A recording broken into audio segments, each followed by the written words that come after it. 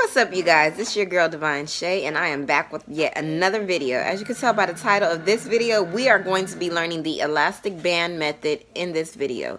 This method helps you not have to use glue, gel, freeze spray, spritz it, or any of that to keep your wig down and secure.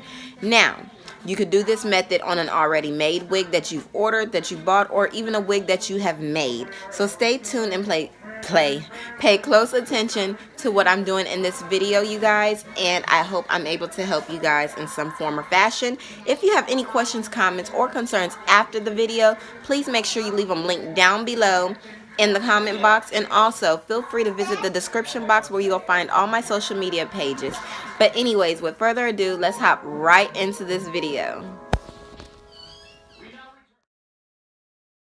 Okay, as you guys can see right here, I'm showing you the wig inside. Yeah, I had to sew it onto a mesh dome cap. I made some slits so it could fit perfectly, but now I have my elastic band, as you can see, and I have my C needle with my cotton thread on it, and I'm about to get to work. Okay, you guys, as you can see, I've already started to sew on my elastic band along the perimeter of the wig. I have a C needle, which I used as well to sew the wefts of my tracks onto my dome cap. And I'm just going to go ahead and continue to go under and up, under and up. There goes my daughter, her and her natural poofy hair all over the place. But anyways, back to this band. We're going to make sure we get this elastic band on here and make sure it's snug and very secure.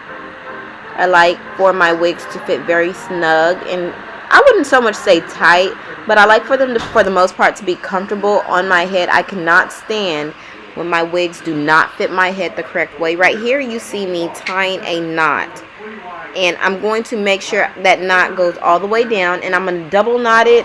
Sometimes I triple knot, but I'm going to go ahead and just loop it around like that to prevent that. There we go. It's on there.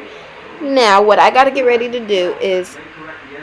that's not good enough for me. I don't want my elastic band to come off. See, I got to excuse me. Let me go ahead and do this again.